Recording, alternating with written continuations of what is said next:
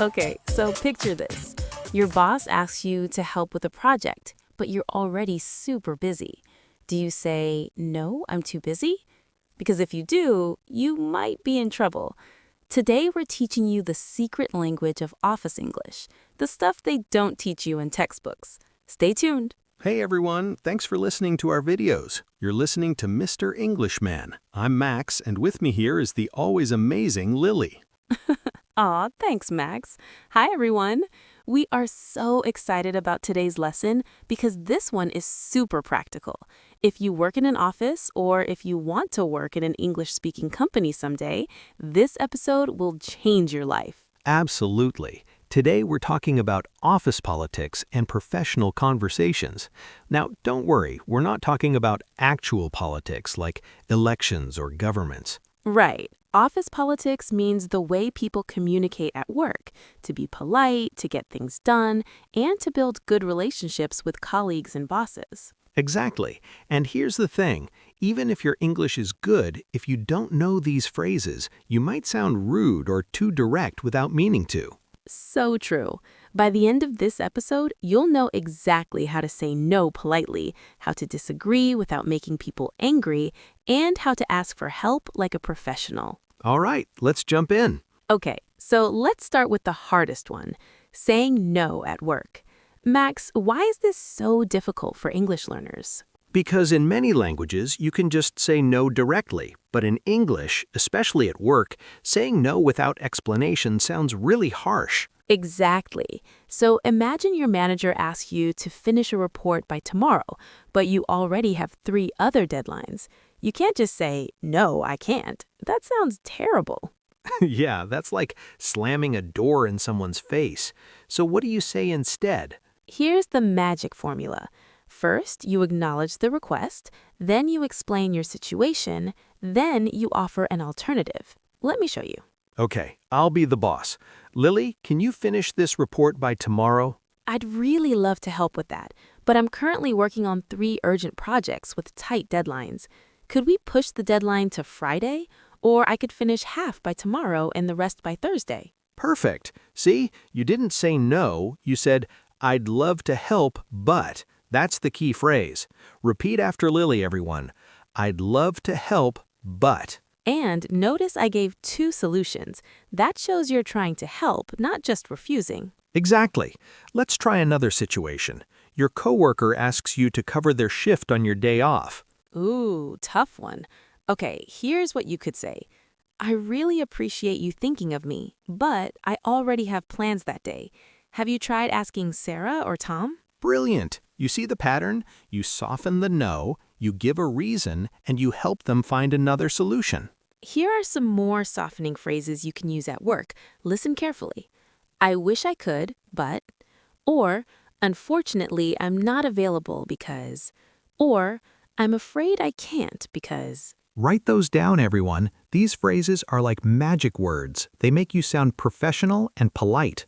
Okay, your turn to practice. Imagine your boss asked you to work this weekend. What do you say? Think about it for 5 seconds. Here's one good answer. I really wish I could help, but I have a family commitment this weekend. Would Monday morning work instead? Perfect. You're getting it. All right, next skill, disagreeing at work.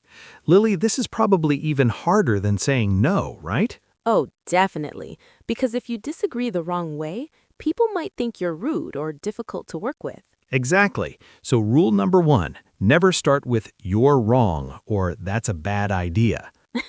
Yeah, that's like throwing a bomb into the meeting room. Instead, you use these magic phrases. First one, I see your point, but have you considered... Ooh, that's good. You're showing respect for their idea first, then adding your perspective. Exactly. Let's practice. Lily, I think we should launch the product next week. I see your point, but have you considered that our marketing team needs 2 more weeks to prepare? If we launch too early, we might not reach enough customers. Perfect. See, she disagreed with me, but I don't feel attacked. I feel like we're working together to find the best solution. That's the key.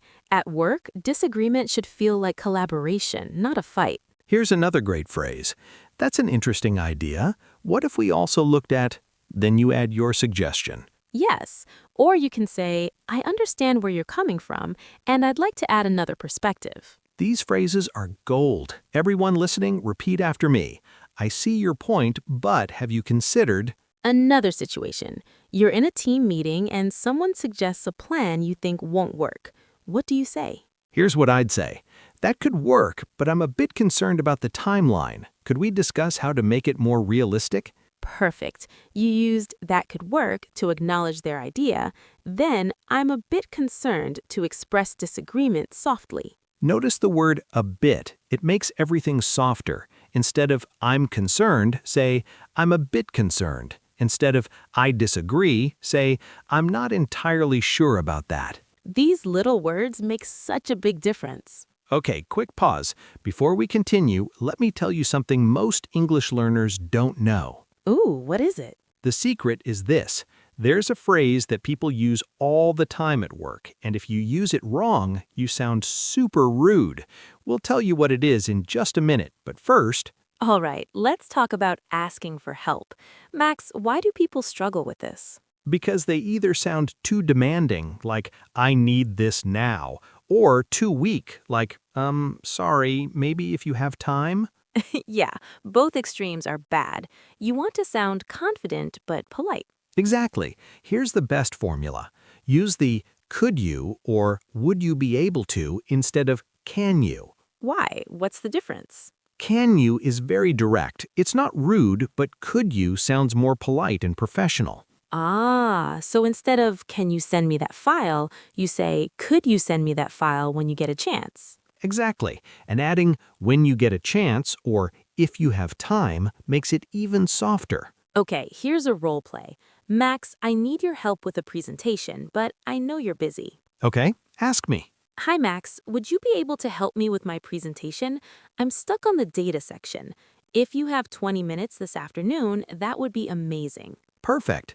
See what she did? She explained what she needed, she gave a specific time, and she said that would be amazing to show appreciation. Another great phrase is, I'd really appreciate it if you could. This sounds super professional. Yes. For example, I'd really appreciate it if you could review this document before the meeting. Or, I'd be grateful if you could share your feedback by Friday. Now, what if you're asking your boss for something? Then you add even more politeness. Right. You could say, when you have a moment, could I get your thoughts on this proposal? Notice, when you have a moment, that shows respect for their busy schedule. Okay, everyone, let's practice. Imagine you need your coworker to help you with a report. What do you say? Try it now. Here's a good answer. Hey, would you be able to help me with this report? I need some input on the budget section. If you have time today, that would be great. Excellent. All right, remember I said there's one phrase people use wrong? Here it is. Ooh, I'm curious. The phrase is just following up. Wait, what's wrong with that? I hear it all the time. Exactly, it's very common, but here's the problem. If you use it too much or in the wrong tone, you sound impatient or pushy. Ah, I see. So when should you use it? Use it when you're checking on something you already discussed, but you need a response. For example, if you sent an email 3 days ago and no one replied, you can send another email saying, "Hi, just following up on my previous email about the project timeline. Do you have any updates?" Okay, so it's polite if you wait a few days first. Exactly. Don't send a follow-up 1 hour later. That's too fast and sounds rude. Right. Give people time. And here's a pro tip. Instead of just following up, you can also say, I wanted to check in on, or I'm circling back to. Oh, those sound less pushy. Yes, for example, I'm circling back to our conversation about the budget. Have you had a chance to review it? That's smooth. Okay, everyone, remember these phrases. Just following up, checking in, and circling back. All right, Max, last topic, small talk. This is so important for office politics. Absolutely. In English-speaking workplaces, people chat before meetings, in the break room, by the coffee machine. And if you don't join these conversations, people might think you're unfriendly or not a team player. Right, so you need to know a few safe, easy topics for small talk. Safe topics are things like the weather, weekend plans, lunch, or coffee. Yes, for example, you can say, how was your weekend? Or any fun plans for the weekend? Or, this coffee is so good today. Or, the weather's been crazy lately, right? These are simple, but they break the ice and make you seem friendly. Now, topics to avoid. Don't ask about salary, religion, or politics. Those can be sensitive. Exactly. And don't ask super personal questions like, why aren't you married? Or, how much do you weigh? Yeah, definitely avoid those. Here's a quick role play. Lily, we're in the break room. I'll start. Hey, Lily, how's your day going? Oh, pretty busy. I'm working on that new project. How about you? Same here. I'm grabbing coffee to survive the afternoon. Do you have any plans for the weekend? Yeah, I'm thinking about going hiking if the weather's nice. What about you? Nice. I might just relax at home and watch some movies. See? Super simple, friendly, natural. We talked about work, coffee, weekend plans, and weather. And notice we didn't talk for 10 minutes. Just 1 or 2 minutes of small talk is enough. Exactly. You're not best friends, you're colleagues. Keep it light and short. All right, everyone, time to practice. We're going to give you 3 situations. Try to answer out loud. Situation 1. Your boss asks if you can work late tonight, but you have dinner plans with your family. What do you say? Try it now. Here's one answer. I really wish I could, but I have a family commitment tonight. Could I come in early tomorrow instead? Great! Situation 2. Your coworker suggests an idea in a meeting that you think won't work. How do you disagree politely? Try it. Here's an answer. That's an interesting idea. I'm a bit concerned about the cost, though. Have you considered a more budget-friendly option? Excellent! Last one. You need your manager to review your presentation before tomorrow. How do you ask? Go ahead. Here's one way. Hi, when you have a moment, would you be able to review my presentation? I'd really appreciate your feedback before tomorrow's meeting. Perfect. You're all doing great. Okay, let's quickly recap everything we learned today. Number 1. When saying no, use phrases like, I'd love to help, but, or I wish I could, but. Always give a reason and offer an alternative.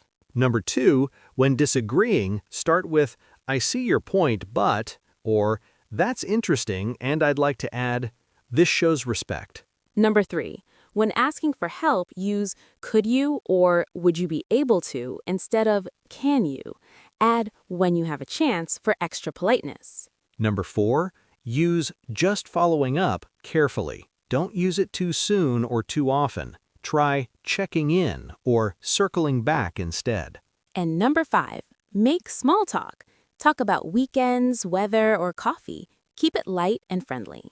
If you remember these 5 things, you'll sound professional, polite, and confident at work. And hey, stick around because we have one bonus tip at the end that will make you sound like a native speaker. All right, everyone, we're almost done, but before we go, here's that bonus tip. Oh yes. So Max, what's the secret? The secret is this. Always say thank you. Even if someone says no, or disagrees with you, or can't help you, say thank you. For example, if your coworker can't help you with a project, you say, no problem, thanks anyway, or I appreciate you considering it. This one habit will make people love working with you. It shows maturity, positivity, and professionalism. So true. Gratitude is powerful. All right, everyone, that's it for today. We hope you learned something useful. We really hope so. Now, here's your homework. Go to the comments and tell us, which phrase will you use at work this week? Will it be, I'd love to help, but, or I see your point, but, or something else? Yeah, tell us. We read every comment and we love hearing from you. And if you learned something new today, give us a thumbs up and share this episode with a friend who's learning English. Next time, we'll teach you English for job interviews, how to answer tough questions and make a great impression. Ooh, that's going to be so helpful. Don't miss it. Thanks for listening, everyone. Keep practicing, keep improving, and remember, You can do this. See you next time. bye. Bye.